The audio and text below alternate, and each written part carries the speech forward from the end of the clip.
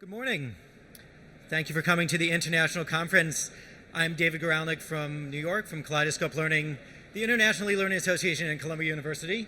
And this is Sally Moore, so good to see you. Good to see you all. Great to see David. It's so good to see Sally. Sally is responsible for all of this. Yeah? I think so. So blame me. Okay. Do you want to I just wanted to say a few words, please? Yeah, I just wanted, sorry to be a bit late. Hello. I'm very proud to say there's a thought leader in the room, thank God. We're in good hands. Welcome. Welcome to the International Conference. This is my baby. And I do this with David and our thought leader and a nice lady from MIT and Donald Taylor who's coming in. So I try and get the good and the great from around the world. And we do this in English because the good and the great don't speak French. And this is my baby. And you may not be very numerous, but you're very important. So thank you for being here, and I'll try and get some more in. You're very clever because you've picked the real jewel in the crown here. This little session in this pocket handkerchief here, this mouchoir de push, is where the real good stuff happens, okay? So stay with us. And of course, to get the real good stuff, I've got a great moderator. He's the president of the International E-Learning Association. He's come all the way from New York, despite the snow. Where did you come from, Mike? Minneapolis. Even more snowy. Yeah, it's worse than So, and you noticed they brought the snow with them, yeah? Thanks. Thanks, Yanks. Thanks to the Yanks. And so I'm going to put you in David's hands. Okay, so he's moderating all day. And I'm coming back at 12 o'clock to have a chat show. And you're very welcome to stay for that as well. You got a plane? You're planning on it. So have a great time. You've got KLM, you've got MIT, you've got the Fosway research report, you've got some great stuff. And more importantly, we've got this man's take. I asked him, I said, come from New York and tell us what's happening around the world. What's the state of the art there, you know? So that's his job, right? Ask him lots of questions. Okay, David, over to you. Okay, thank you so much. Thank you so much, Sally. I don't know if I can follow that. Like, I feel like we just need to take a break, and before I can pick up on that. Back up. Back to the beginning. All right. So I'm going to be, as Sally mentioned, the moderator for the day and also the opening speech. So let me go ahead and start. I'm going to talk to you about new technologies and new learning experiences. What can we do with new technologies? What should we be thinking about? So first I want to tell a bit of a story. This is an anecdotal story that seemingly everyone tells as if it happened to them. You may have heard it somewhere along the line. My old PhD advisor told it as if it happened to him. It did not happen to him because there's just no chance. It's been published too many places. It's an old story about someone whose mother was making a roast of beef in the oven. And to make it, she would cut off the ends of the roast and then put it in the oven. So you got this piece of meat, cut off the ends, put it in. And so the imaginary person asks the mom, why do you do this? It seems like a waste. Why would you do this? And she said, well, that's just, that's how my mother taught me. Okay, that's an answer. So he goes to his grandmother, who is the mother of his mother, and said, well, okay, why? Why is it that you cut off the ends of the meat? You're just throwing away meat. He said, well, that's what my mother taught me. That's how it is. Went back one more generation, spoke to his great-grandmother, said, why is this? She said, well, I always did this because our ovens were too small. I had no choice. And here it is, passed down generation to generation, and no one rethought it, right? You just thought, this is how it's done. And there's a lot, I think, to be learned from that. Here we are in a time of change, right? We're in a time of technological change. A lot of technologies are poised to go mainstream that maybe haven't been yet. We have the opportunity to do a lot more in the field of learning and development. And a lot of that has to do with the types of interactions that you can have with technology. I think that's one of the things that's changing significantly. And what I want to think about is, how can we not keep cutting the ends off the roast? How can we come up with new ideas that really take advantage of the new technology? And we're not just taking old methods and trying to apply new technology to them. And that's my goal today. I want to look back a little bit of history, look back at some of the technology from the past. A little timeline of some of the key things that have happened. Back, in the early days, we had radio. Radio had sound. You could listen to it. You could change the dial. You could change to a different station. You were at the mercy of whatever was out there, which wasn't all that much. Later on, they had little buttons, radio buttons, as we now know them. It's a good test of how old someone is, by the way. If they know radio buttons, as an actual radio versus like something that's, on a screen? It's always a good question to ask and help figure out how old someone is. So radio had sound, right? Television had sound and picture. Then later we had the VCR. So if you think back, though, if you look back at some of the early television shows, they tended to be a little bit like radio, or they'd be like plays. They tended to model themselves after the technology that they already had. VCRs gave us something new. We could record, we could time shift. No longer did you have to be right there to watch something. You could still only watch it, you couldn't do much interacting, but you could also fast forward, rewind, you had a level of interaction, more capabilities. So, you could have imagined somebody building a television program, I don't think anyone did this, around the idea of being able to fast forward and rewind. Right? We sort of see this today with people designing certain shows like Saturday Night Live for easy, small bits being broken up and shown on YouTube. So now we're seeing it. We didn't really see that in the days of VCRs. VCRs are kind of just, show television shows, tape them, watch them later. Video games had all sorts of different controllers. Then we had computers that you could, we had computers for years, but this is kind of the mainstream home version, right? You could take computers home with you. And you had a whole new world. You had keyboards and you had a mouse and you had different ways to interact. And with smartphones and tablets, now they're mobile. So it's not just in time, it's just in place. Go where you want. Touch screens have come along, multi-touch, more and more, all kinds of different things you can do. Okay, so all of these are different ways that we can interact with technology and how technology can interact with us, right? So, originally radios just talk to us. Computers do a lot more than just talk to us. Sometimes it can get a little scary, and that's part of what we'll talk about today as well. So from here, new technology coming out everywhere and becoming more and more mainstream. Virtual reality is one of the technologies that people talk a lot about. And it's becoming more popular, partly because of price. The Oculus Go has been out there, and that's kind of I think the first mainstream virtual reality set that people can take. That's not connected to a computer. It's standalone. People can afford it, and you're starting to see more. Now that, interestingly, that has what's called 3 degrees of freedom, as some of you might know, which means that it's somewhat limited in what it can recognize. So it can't recognize full motion. The Oculus Quest is coming out supposedly in the spring. It's technology, so maybe that means the summer, but it should be, by all accounts, coming out soon. That's 6 degrees of freedom, and I think it'll be a little pricier, but still in the price point that people and companies can start to manage it. And that has 6 degrees of freedom, meaning full motion control. So we'll have an opportunity for a standalone headset that people can kind of manage to pay for that has full motion control, and it opens up a world of possibilities. It's no longer just going to be prototypes, it's going to be things that you can build that could get mainstream use. The e-learning guild in the US has done some surveys on how people in organizations are thinking about technology, and there's a lot of interest in VR in particular. So in that survey, do you see opportunities for your organization to use VR in the future? And about 65% saying yes, which is a pretty good number. Now again, the question is, what can you do with it? It's great to use it. Are you going to be able to use it in ways that are really effective and really take advantage of the technology? Next is augmented reality. This is an upcoming version of Google Maps we get a little sneak preview of, which really shows you where you are. Right now, Google Maps shows you a map. Wouldn't it be cool if it showed you what's actually around you? And that's something that they are working on. They're expecting to come out fairly soon. Again, augmented reality, you can see something more than just the world around you. It's on top of the world. That's what augments it. Another area where organizations are interested in, again, thanks to the e-learning guild. Do you see opportunities to use AR? Even more, 70%. Okay? So VR, we can see virtual reality, we can imagine simulations, we can imagine games, we can imagine a lot of things, really interesting methods, ways to use them. AR, we can see maybe more for just-in-time performance support. Help me work through a problem, give me something else that makes it easier for me to do my job. Also getting closer on holograms. These are kind of interesting. I'm looking out in the audience. All of you, I think, are really here. But at some point, I might not be able to tell so easily. And you imagine holograms out there, and you can think of collaboration uses, people having meetings, and some of these take an adjustment, right? Like, a lot of people chuckled, or some at least, when I said you may or may not be real, but that may be the world that we're in not that far from now. And it will be an adjustment, but an interesting one.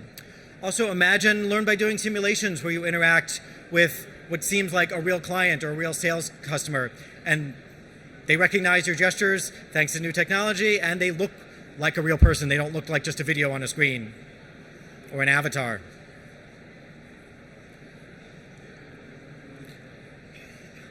Lots of talk these days about artificial intelligence. A lot of my own early work years ago was in artificial intelligence in education back in the late 80s and early 90s. And through most of my career, that hasn't really been something that you wanted to talk about. It was what was called AI winter. AI's expectations had not been met. People kind of dismissed it as nothing. Now we're in an AI hype cycle. And I think there's a lot of potential, but also a lot of risk that the hype will be too great. And we want to see, again, what can you do with AI in education? And from my perspective, it's what can you do to create really interesting learning experiences? Okay? It's great to track data, and there's a big, that's a big part of things as well. But what kinds of experiences can you create? What if you had an intelligent coach who understood who you were, what you liked, what you were interested in, and monitored what you were doing? That might be interesting. Lots of different ways you can go. So AI is everywhere, once again, and getting more and more popular and more of interest. Also, more technology is coming up. And here are just some samples of things that are already out or coming. Wearable devices, such as smartwatches. What's their role in learning and development? What's their role in helping people improve their ability to perform their jobs? Amazon's Echo and Alexa, something you can talk to and it responds to you. Right now, it doesn't do everything you say. It relies on keywords, it relies on certain phrases. But as the technology continues to expand, we can get better and better. Other technology as well. 5G networks are coming fast to the US, so they say, with much faster download speeds, and that will give us some other advantages. 10 or more times the speeds of the networks that we have. So if you can get fast downloads from your cell phone, different level than you have now, that changes what you might want to do and what we might want to be able to build. Another one I'm interested in, the foldable and rollable screens. Those of us who travel a lot, I look at a lot of things on my phone. For those of us who travel a lot and are getting older and no longer see as well as we need to close up without maybe pulling out some reading glasses, it would be nice to unroll a big screen and a phone and turn it into something much larger. The last one on the right is a clip from a company called Emotive that's experimenting with controlling your computer via brainwaves,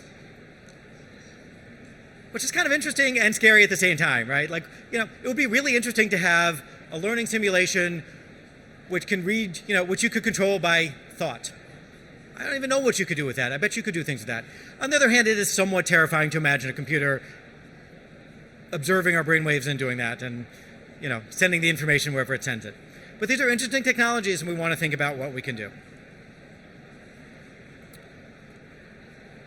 So with these, what kinds of experiences can we create? So far, I've talked a lot about experiences that are like ones that we have, right? So I've talked about VR would be great for learn by doing simulations and for some fancy games of what we have. Augmented reality would be great for just-in-time performance support. So things that we're doing already to a degree, but we can do them better. And that's certainly one area. But in my view, I don't want to stop there, right? The next set of things is probably stuff that we haven't thought about yet. These are new technologies with new interfaces and new ways to interact. I want to look at it from the standpoint of, from the creative position, what is it that we can do? And we probably haven't thought of these things yet, and that's a good thing. We can develop new methods of learning and performance, new methods to help people perform better that take advantage of technology, and we probably don't know what they are, and I hope we don't know what they all are yet.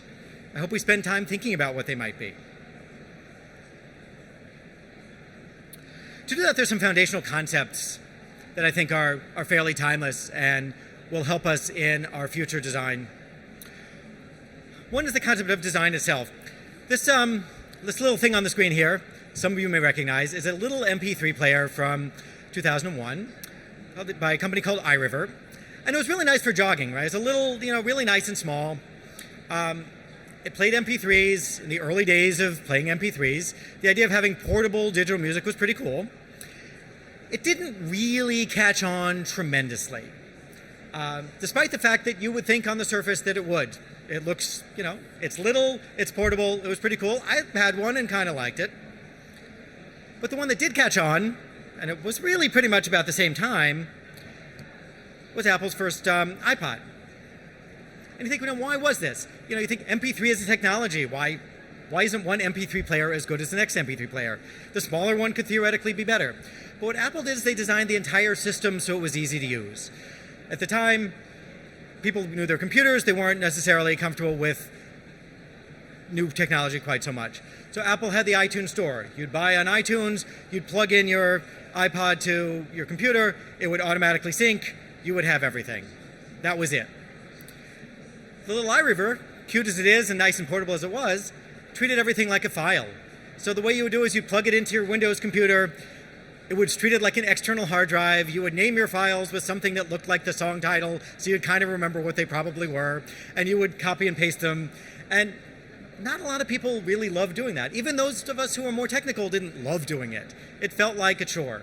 Apple made it less like a chore. So design, in the sense of designing an experience, is to me an underlying concept that we want to think about all the time as we think about what we can do in the world of online learning. Next foundational concept to me is learning by doing. One of the nice things about learning by doing, it's been around forever, but we tend to go away from it, and we tend to go away from it online in a certain way because it's so easy to read content and take tests and do all the sort of simple things. But people learn very, very well from doing. They learn from failure. She may have just failed. She's probably learning from something. You learn from practicing, and if you're looking for how can I best learn things that will give me skills I can apply on the job, there's nothing better than learn by doing. So technology gives us the opportunity to create learn by doing environments that scale up. Right? Back in the old days, people learned by apprenticing. They'd work with a master, or they would practice a craft. So people knew learn by doing, they really liked it. The reason it kind of moved away was because it was too expensive. We had to train mass workers. You couldn't have mass experts working with them as intensely as they did. But with technology, we kind of can, right? You build a really interesting learn by doing environment. If you build it for one person, you can build it for 1 million people, 10 million people. Anyone can use it to practice. Next key concept, performance support. Just in time, something to help you perform your job just in time. There's always a tendency in an educational society to think people need training, and sometimes they don't need training, or they don't need as much training. I've seen companies where they had a 2-week training course for a fairly straightforward job, where really what they needed was a shorter bit of training and more just-in-time support to help you. Whether that's something that's a simple information reference, whether it's something to help you make decisions, to bring technology in as part of your job and part of the workflow. And overall, we want to keep in mind in the L&D world, job performance is the goal. Okay, again, there's a tendency to think of learning as the goal. Learning is really a means to an end. Right? The goal is, how do I perform my job better? And there are a few different ways to do that. Learning is certainly one. You want people to perform better, learning is good. We are all fans of learning. We all believe that's something we want to do. I mentioned just-in-time support as another one, and then also process improvement. Okay, so sometimes the way to change things is to change processes. All of these are ways to improve performance. There's a story from a book by the Heath brothers. They're a couple of researchers in the US who've written a number of popular books on, one's called Made to Stick, on how your message sticks. This is from a book called Change. So they kind of take some theories and talk about them in practice in the business world. They've been done very well. And they tell a story in their book Change about a consulting firm who put in a new time program for their consultants to enter their time, right? So you got to track their time. And they put in this new software. And people really didn't use it, which when you're a consulting firm, that's a big deal, right? If people aren't tracking their time, you're not billing, this is a major problem. And people were unreliable with it. So they thought, okay, they need training. So they put together a training course, they sent all these consultants to training. They took the training course, paid however much attention they paid to it, came back, wasn't any better.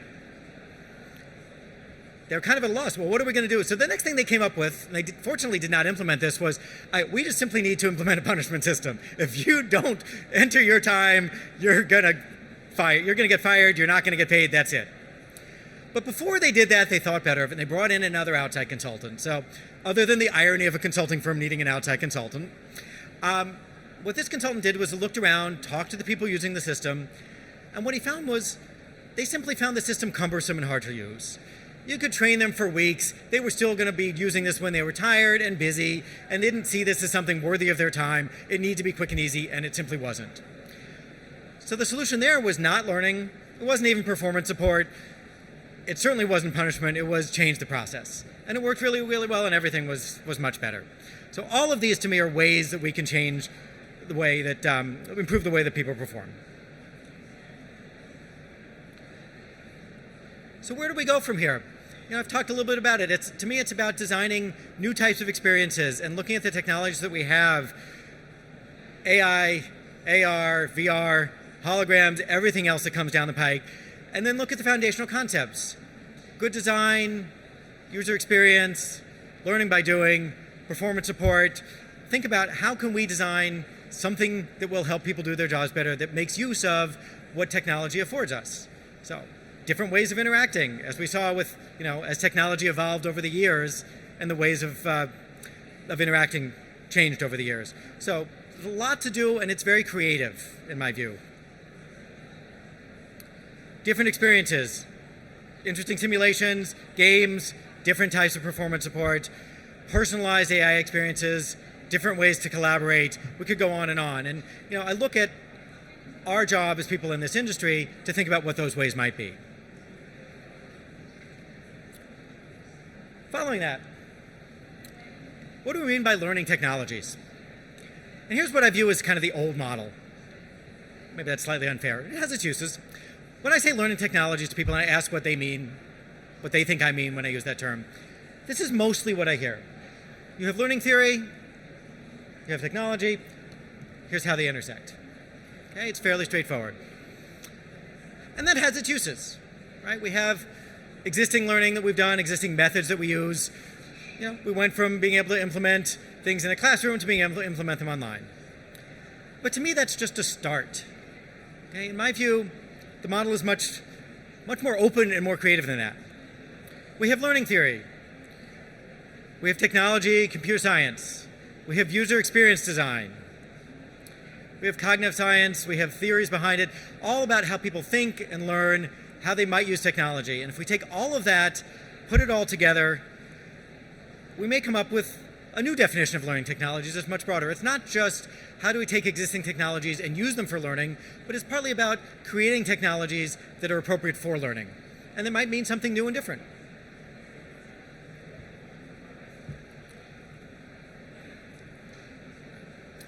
I want to close with a quote from Isaac Asimov, the famous science fiction writer. In 1983, the end of 1983, beginning of 1984, he was interviewed by The Star, a Canadian newspaper, and asked to predict the future. And he chose 35 years out, right to the beginning of 2019, so right to where we are today. One of the things he talked about was education. And his view of education was, education will be revolutionized by the computer. There'll be an opportunity for every youngster, every person to learn what he or she wants in his own time, his or her own speed, his or her own way. And then you look at the last part. Education will become fun. It shouldn't have to become fun. It should be fun, right? Learning, development, education, all of these should be fun because they should be of interest to you. And they should be done in a way that's intrinsically interesting. So his view here is it'll bubble up from within and not be forced in from without. And to me, that's where technology gives us the opportunity to be creative, to come up with new ideas, to reimagine and re-envision what online learning and what learning and performance improvement are and could be as we move into the future. And we're, I think, at a critical time now where we have the opportunity to take big leaps over the next several years as more technologies become more mainstream and we learn how to take the best advantage of them. And that's my opener for today. Thank you so much for listening. I've got a few minutes for any questions. Thank you so much. In one of your slides, you just alluded to, what are some ways that we can reimagine or really create some new opportunities, but you kind of then passed to the next slide, which was good. You provided some imagination for us, but did you actually have any aspects of those new experiences that you thought would be interesting sharing? Sure. Yeah, I did want to take this as kind of you're right, I was thinking this as encourage everyone to be creative. A couple of things that I've thought through over the kind of as I've thought about what we could do with technologies.